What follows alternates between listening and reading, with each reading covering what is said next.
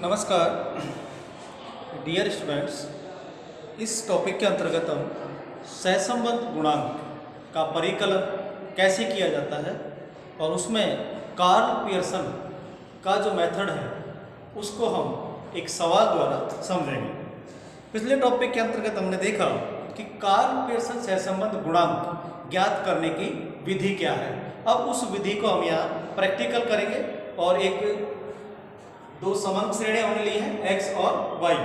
ये जैसे मैं ये मान कर चल रहा हूँ कि एक विद्यार्थी के दो विषयों में ये नंबर है, जैसे ये अर्थशास्त्र विषय का नंबर है 100 में से और ये उसके राजनीति विज्ञान में है 100 में से। तो अब हमें यह देखना है कि क्या एक विद्यार्थी के दोनों विषयों के प्राप्तांकों में कोई संबंध है या नहीं है, और है तो कितना है। तो यहाँ जैसे जिस विद्यार्थी के 50 अंक है 100 में से अर्थशास्त्र में, उसके पॉलिटिकल साइंस में 60 है, जिसके 60 है इकोनॉमिक्स में उसके यहाँ 45 है। तीसरा विद्यार्थी ऐसा है जिसके 65 है लेकिन पॉलिटिकल साइंस में 50 है। इस तरह से इन 10 विद्यार्थियों के दोनों विषयों के अलग अलग अंक दिए गए हैं। अब यहाँ इनमें क्या कोई रिलेशन है, अर्थात अर्थशास्त्र के नंबर बढ़ने से क्या पॉलिटिकल साइंस के नंबर भी बढ़ते हैं या नहीं बढ़ते, और बढ़ते हैं तो किस मात्रा में बढ़ते हैं। इस सहसंबंध को हम इस सवाल के द्वारा स्पष्ट करेंगे और यहाँ हम कार्ल पियर्सन के सहसंबंध गुणांक को अप्लाई करके देखेंगे। तो ये दो श्रेणियां हैं, x में 50 60 और ये 10 तक यहाँ संख्या ली गई है। y श्रेणी में भी 10 छात्रों के ये प्राप्तांक है।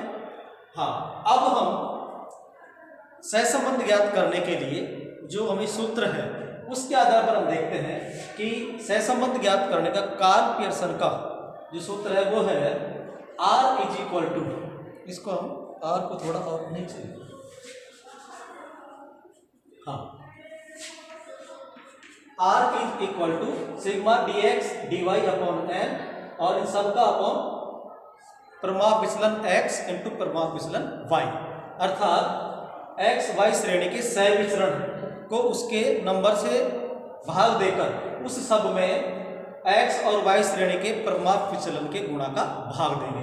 अब हमने यहाँ ये भी लिख दिया कि x श्रेणी का प्रमाप विचलन ज्ञात करने का सूत्र क्या है, sigma dx square upon n का अंडर रूट। ठीक है, ऐसे ही y का sigma dy square upon n का अंडर रूट। अब हम सबसे पहले दोनों श्रेणियों का समांतर माध्य ज्ञात करेंगे। अब समांतर माध्य ज्ञात करने के लिए हमें सबसे पहले x श्रेणी के मूल्यों का योग करना पड़ेगा, जिससे हम सिग्मा x कहते हैं, और x बार का सूत्र है सिग्मा x अपॉन n और यहाँ 600/10 बराबर 7। ये एक तरह से पहली श्रेणी का समांतर माध्य आ गया 7, जिसे हमने यहाँ दर्शा दिया है।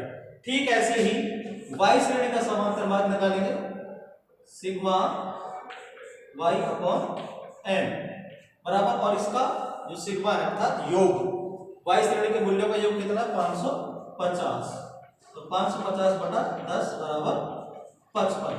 ये y श्रेणी का समांतर माध्य है जिसे हमने यहाँ इंगित किया है। दोनों श्रेणियों का समांतर माध्य ज्ञात करके अब हम दोनों का इसके समांतर माध्य से इसके मूल्यों का विचलन निकालेंगे, अंतर निकालेंगे, डेरिवेशन। जैसे यहाँ 60x श्रेणी का समांतर माध्य है और dx निकालेंगे, dx मतलब x के मूल्यों का उसके समांतर माध्य से अंतर, x माइनस x बार, तो x बार 60 है, x यहाँ दिया हुआ है, तो 50 minus 60 minus 10, 60 minus 60 0, 65 minus 60 5, 70 minus 60 10, 65 minus 60 5, 60 minus 60 0, 65 minus 60 5, और इस तरह से हमने इन सबका अंतर निकाल कर dx ज्ञात कर लिया, अर्थात x के मूल्यों का उसके समांतर माध्य से अंतर या विचलन। ठीक ऐसे ही y के समांतर माध्य से y के मूल्यों का अंतर निकालकर हम dy निकाल लेंगे। तो यहाँ y का समांतर माध्य 55 है, तो 60 माइनस 55 बराबर 5, 45 माइनस 55 बराबर -10। इस तरह से इन सब का 55 से अंतर निकाल लिया और वो इस तरह से dy के रूप में हमें प्राप्त हो जाता है।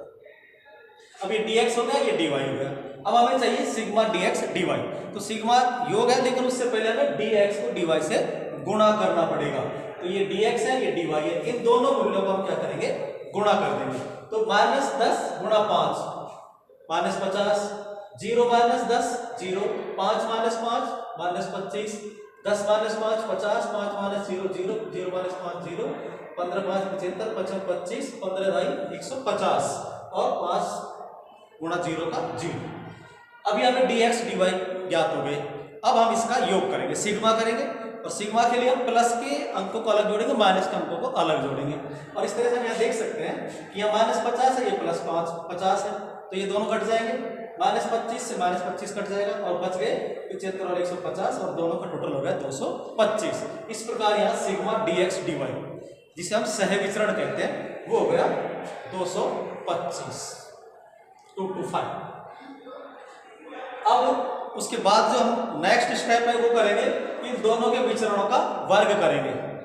dx का dx स्क्वायर करेंगे, dy का dy स्क्वायर करेंगे। तो पहले dx स्क्वायर कर देते हैं, 10 गुणा 10, -10 है तो -10 -10 100 हो जाएगा, प्लस में हो जाएगा। अब स्क्वायर करते हैं, कोई भी जो नंबर है वो माइनस में नहीं रहेगा, क्योंकि जो माइनस में वो प्लस में हो जाएगा, माइनस से माइनस गुणा होगा ना, -10 गुणा -10 तो +100 हो जाएंगे।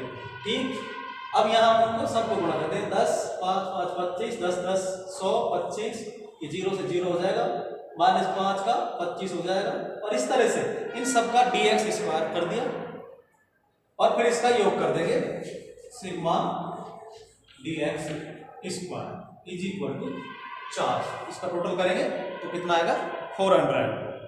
ठीक, ऐसे ही dy का स्क्वायर करेंगे, 5 गुणा 5 25, -10 गुणा 10 100, -5 गुणा 5 25 25 225, 15 15 225, और इस तरह से ये सारे dy स्क्वायर आ जाएंगे, और इन सब का टोटल करेंगे सिग्मा dy का स्क्वायर, और ये हो जाएगा 700। 700 हो गया। अब हमारे पास देखिए, ये आ गया, ये आ गया, ये आ गया, और n तो 10 है, सीरियल नंबर हमने डाल दिया, n बराबर 10। अब इस सूत्र के द्वारा हम समांतर माध्य ज्ञात कर सकते हैं। तो सबसे पहले हमें इन दोनों श्रेणियों का अलग अलग परिमाप विचलन ज्ञात करना होगा। तो परिमाप विचलन x sigma dx square upon n का अंडर रूट। तो यहाँ सिग्मा dx स्क्वायर 400 है और n 10 है, तो 400/10 का अंडर रूट, फिर ये 400/10 40 रह जाएगा, 40 का अंडर रूट 6.325 आएगा। ठीक, ऐसे ही परिमाप विचलन y, इसके dy स्क्वायर 700/10 का अंडर रूट, फिर 700/10 70 है, 70 का अंडर रूट 8.367 आ जाएगा। और अब हमें परिमाप विचलन x ज्ञात हो गया, परिमाप विचलन y ज्ञात हो गया, n हमें ज्ञात है, और सिग्मा dx dy भी हमें प्राप्त हो चुका है। अब हम इन सब को इस सूत्र में रख देंगे। तो सिग्मा dx dy 225। अब हाँ, इस सूत्र को ऐसे लिख सकते हैं, r = sigma dx dy upon n into परिमाप विचलन x इंटू परिमाप विचलन y। तो अब हमने यहाँ इसको ले लिया, n की जगह 10, फिर दोनों के परिमाप विचलन का मान रख दिया, और जब इनका कैलकुलेशन करेंगे तो ये आ जाएगा 225/529.212। और जब हम 225 में 529.2 का भाग देंगे तो हमें जो सहसंबंध गुणांक ज्ञात होगा वो होगा 0.425। और यहाँ देखिए माइनस का चिन्ह नहीं है, इसका मतलब प्लस में है, तो ये धनात्मक सहसंबंध है। और धनात्मक सहसंबंध हमें ये बताता है कि यहाँ जो समंक श्रेणी दी हुई है, इसमें जब x के मूल्य बढ़ते हैं तो y के मूल्य भी बढ़ते हैं, लेकिन पूरी तरह धनात्मक नहीं है। 0.42 आधे से भी कम संबंध है इसमें, सबके नहीं बढ़ते, लेकिन आधे विद्यार्थियों के कम, लगभग 40% जो विद्यार्थी हैं उनके ऐसे अंक है जिसके इकोनॉमिक्स में ज़्यादा अंक है, उसके पॉलिटिकल साइंस में भी ज़्यादा अंक आते हैं, अर्थात उनके अंकों में क्या है, संबंध है, रिलेशन है। तो इस प्रकार से हम कार्ल पियर्सन के सहसंबंध गुणांक का आकलन कर सकते हैं, जिससे हमें यह पता लगेगा कि जिन दो घटनाओं से संबंधित ये संबंध दिए हुए हैं उनमें किस प्रकार का संबंध पाया जाता है। तो यहाँ x और y श्रेणी के बीच में धनात्मक संबंध है, और ये संबंध कितना है, हमने बात की थी 0.25 से लेकर 0.75 तक जो संबंध होता है उसे हम मध्यम श्रेणी का सहसंबंध कहते हैं। तो इनके बीच में मध्यम श्रेणी का धनात्मक सहसंबंध पाया जाता है। धन्यवाद।